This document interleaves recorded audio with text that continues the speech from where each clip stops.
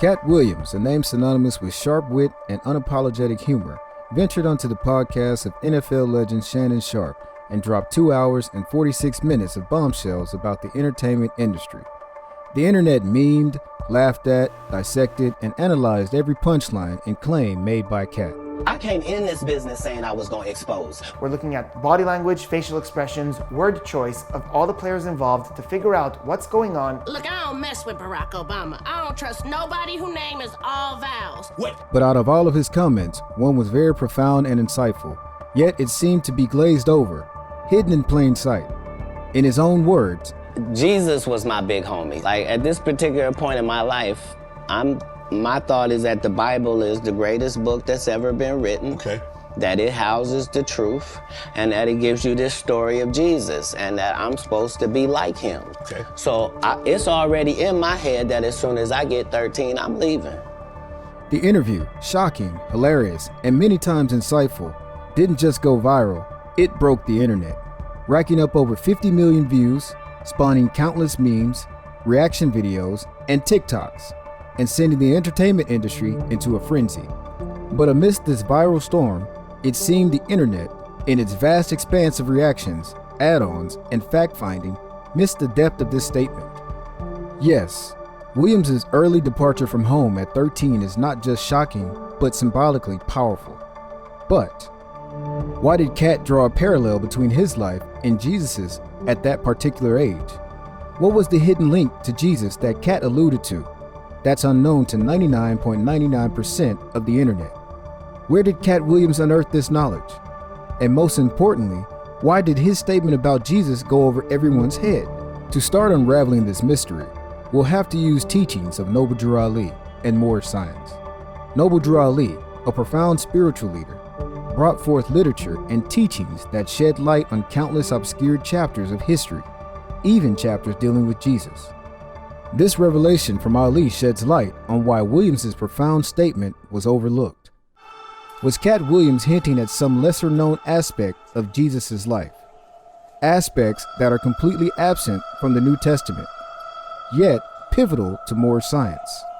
As we delve deeper, we find ourselves on the brink of uncovering something monumental. Let's take a journey through these unexplored corridors of history. We'll sift through the clues provided with more science, analyze the parallels, and piece together a narrative that has remained elusive for centuries. This exploration is not just about connecting religious and historical dots. It's about challenging mainstream thoughts with this lost history of Jesus' life and wondering how could it change our perception of history, society, and the connection of world religions. Now, let's dive into the first of these little-known lessons.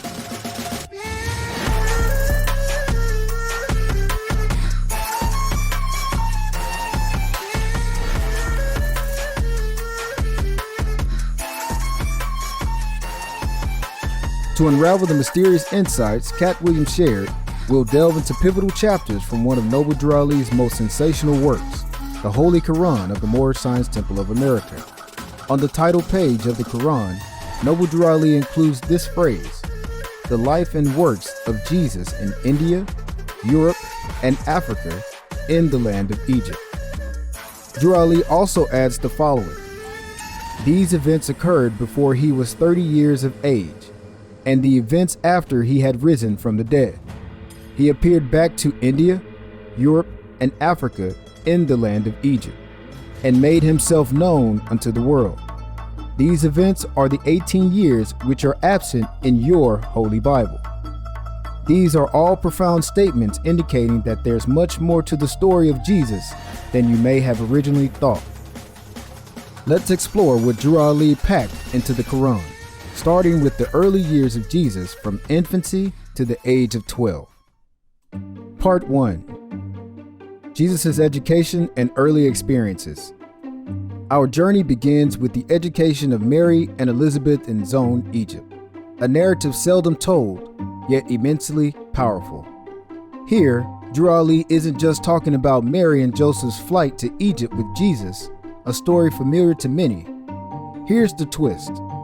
Drew Ali expands on the story with Mary's sister Elizabeth and her son John, who were also part of this escape. This isn't even common knowledge, but it's pivotal. Drew Ali paints the picture of Mary and Elizabeth in the sacred school of Zone, Egypt, under the tutelage of the sacred school's teachers, Elihu and Salome. They weren't just students, they were being prepared for the monumental task of raising long-promised sons and learning the ordained missions of John and Jesus, who are still infants at this time. Elihu drops heavy information on Mary and Elizabeth with statements like, "And these, your sons, will be the first to tell the news and teach the gospel of goodwill to men and peace on earth. And the only Savior of the world is love. And Jesus, son of Mary, comes to manifest that love to men. And you, Elizabeth, are blessed, because yours is purity made flesh, and he shall pave the way for love."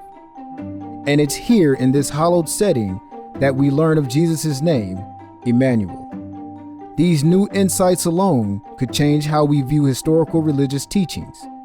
But there's more.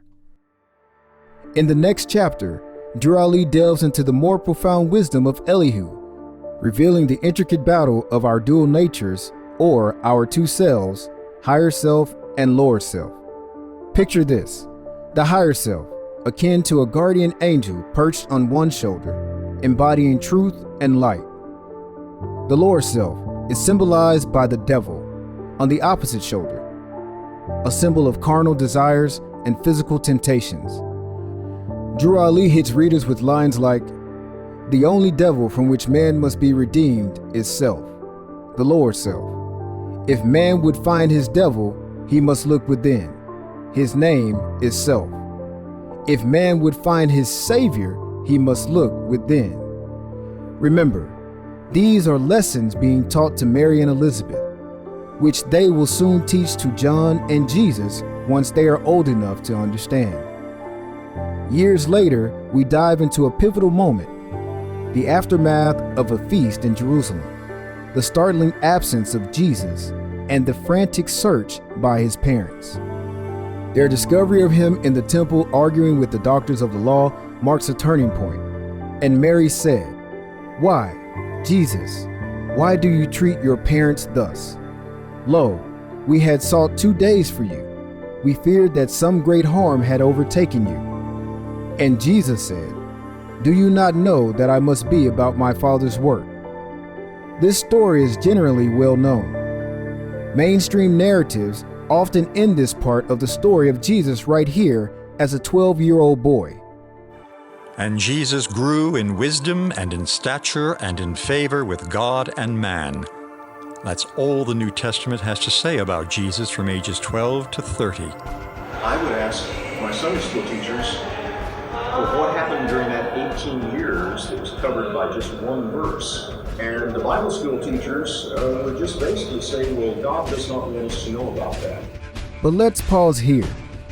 There's a huge 18-year gap that's explained away as Jesus just growing up. That nothing spectacular happened during all these years. He just grew up. This is only a sliver of the truth. Part 2. The one point that everyone missed. Mainstream scholars suggest Jesus grew up working with his father Joseph as a carpenter. The story of 30-year-old Jesus in Mark chapter 6 is usually used here as an explanation. In this chapter, Jesus returns to his hometown of Nazareth and begins ministering, and those who recognize him ask, "Is not this the carpenter, the son of Mary, the brother of James and Joses, and of Judah and Simon?" This suggests that everyone knew Jesus as a carpenter his entire life before he began ministry. But there's a twist. In the Quran, right after Jesus says, "Do you not know that I must be about my Father's work?" he literally begins working with his father Joseph as a carpenter. He wrought with Joseph as a carpenter changes this view, showing Jesus working alongside Joseph as a carpenter in his early youth, not in his late teens and 20s. Here, Drew Ali even shows Jesus explaining the meaning of carpenter's tools to Joseph, stating that the tools remind him of the ones we handle in the workshop of the mind, where things were made of thought, and where we build up character. Then he goes through and explains the symbolic meaning of the tools. So, what does this all have to do with Katt Williams' statement about him leaving at the age of 13? The answer comes next. Drew Ali teaches that a royal prince of India, Ravana, came to Jerusalem seeking the wisdom in the West. When Jesus stood among the Jewish priests and read and spoke, Ravana heard and was amazed. He sought to learn the secret of the wisdom of the Son, but it was all too great for him. Ravana was captivated, and so he asked Joseph and Mary if he might be the patron of the child, might take him to the east, where he could learn the wisdom of the bronze. Joseph and Mary said yes. And so, Jesus, barely a teenager, left his home and embarked on a transformative journey to India. This pivot in Jesus' life is not just a tale of ancient travel, and this is the parallel Katt Williams was making with Jesus. At a young age, Katt would have to be aware of these teachings about Jesus journeying to India. And with this knowledge, he already made up his mind that he would be just like Jesus, and at the age of 13, leaving his family and eventually finding his way to Florida. I'm probably reading 3,000 books a year from the time that I'm 8 years old to the time that I'm 12. No fiction books at all. I'm only reading nonfiction. And if Katt Williams was indeed such a voracious reader from a young age, he could very well have encountered the teachings of Noble Drew Ali. So, the big question now is, why didn't anyone catch Katt's point? Think about it. Jesus is arguably the most famous name on the planet. Over 3.8 billion people have lessons from Jesus in their religious texts. Yet, only a fraction of those who saw Katt's interview knew of the 18 missing years of Jesus. How do so few people know these critical details about Jesus? Because many of these lessons learned by and taught by Jesus were secrets. Part 3. Drew Ali's Secret Lessons. When Noble Drew Ali released the Holy Quran of the Moorish Science Temple of America, he said, "The reason these lessons have not been known is because the Muslims of India, Egypt, and Palestine had these secrets and kept them back from the outside world. And when the time appointed by Allah, they loosened the keys and freed the secrets. And for the first time in ages have these secrets been delivered in the hands of the Muslims of America." Drew Ali specifically calls the lessons in the Quran secrets. Secrets he released to the public in 1928. And still, nearly 100 years later, very few know of these secret lessons except mainly Moorish Americans and those who study wide ranges of literature. So, what are some of the secrets regarding Jesus? Well, we've already covered a few. Elihu's lessons to Mary and Elizabeth, like the lessons about the two selves, higher self and lower self. Elihu's lessons about the devil and man's savior. The only devil from which man must be redeemed is self, the lower self. If man would find his devil, he must look within. His name is self. If man would find his savior, he must look within. Noble Drew Ali, in his profound teachings, introduces us to this vital but lesser known era of Jesus' life, his time in India among the Muslims. And once Jesus arrives in India, many more secrets are revealed. For example, Noble Drew Ali, our guiding light in this exploration, reveals Jesus' profound interactions with the people. In chapter 8, Jesus reveals to the people of their sinful ways. Jesus is in Katak, finishing up a lesson where he's revealing to the people of their sinful ways. And as he finishes, Drew Ali tells us, "And all the people were entranced and would have worshiped Jesus as a god. But Jesus said, 'I am your brother man, just come to show the way to Allah. You should not worship man. Praise Allah, the Holy One.'" This secret, simple yet profound, reshapes our understanding of divinity and brotherhood. The secrets continue in chapter 10. Jesus spake on the unity of Allah and man to the Hindus, where Jesus converses with Hindu priests in Benares. He challenges their sacrificial rituals, urging a reverence for all life. Now men and birds and beasts and creeping things are deities made flesh. And how dare men kill anything? It is cruelty that makes the world awry, Jesus teaches. Here, a new dimension of compassion and universal connection to Allah is revealed. There's more secrets. In chapter 11, Jesus and Bharata, together they read the sacred books. Jesus confronts and debunks the prevailing theory of evolution. He does this by explaining in great detail how Allah fathered the entire universe, tracing life from the spirit plane to the 7 creative spirits, known to the Hebrews as Elohim, and down to our earthly existence. Here's a big secret.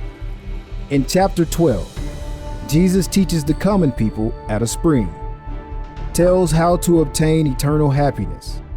We find Jesus among the servant caste in India. He dismantles the traditional concepts of heaven and hell, declaring, "Your heaven is not far away, and it is not a place of metes and bounds. It is a state of mind." Allah never made a heaven for man. He never made a hell. We are creators and we make our own. And a final secret. In chapter 13, Jesus returns to Egypt, re-entering Elihu and Salome's sacred school. Drew Ali recounts Jesus' transformative journey before seeking acceptance in the temple of the Sacred Brotherhood in Heliopolis. Jesus' request, "I pray you, brothers, let me go into your dismal crypts, and I would pass the hardest of your tests," sets the stage for yet another mystical chapter of his life. These secrets, drawn from Noble Drew Ali's teachings, offer a tantalizing glimpse into Jesus' profound journey through India and beyond. And what we've covered here only scratches the surface. Each chapter, laden with hidden wisdom and divine insights, beckons us to delve deeper into this little-known period of Jesus' life. At 13, you not only like, okay, mom, I'm moving out. You moved from Ohio to Florida on your own. You weren't afraid? I mean, you like, did you? I was afraid, but I couldn't be that afraid because I knew what had happened with Jesus. I knew how it worked out. It is clear that no matter your religion or nationality, the world has so much more to learn about Jesus. The Holy Bible, which is now available in approximately 4,876 languages, is the most printed book in history. Although it is the world's most famous book, it is also the least understood. How is this? Expanding on this topic, our 9-part series, Bible Audit, embarks on the historical and geographical investigation of the Bible, Jesus, and Christianity as a whole. From scholars to the common man, most agree that there are countless more myths and facts in the Bible yet to be uncovered. Dr. Jose Pimienta Bay embarks on this historical and geographical investigation of the Bible. Bible Audit is a part of our ongoing expansion of Amexem All Access, where we completely unpack a large range of pivotal topics. All Access members can access other deep dives into the Moorish Science Temple of America, Prophet Noble Drew Ali, and Moorish science, as well as high-quality interviews, educational courses, and a wealth of other resources. All this content is available on our ad-free platform by subscribing to the All Access Annual Plan, currently available for less than $4.99 per month. You gain full access to our ever-expanding library of content. Your subscription not only unlocks a treasure trove of knowledge, but also supports our team in creating more ambitious, evidence-based content. So, don't wait to start your personal transformation journey. Watch these chapters right now by clicking the button on your screen or following the link in the description. Your support enables us to continue shedding light on these crucial topics. Thank you for your support. Peace and love.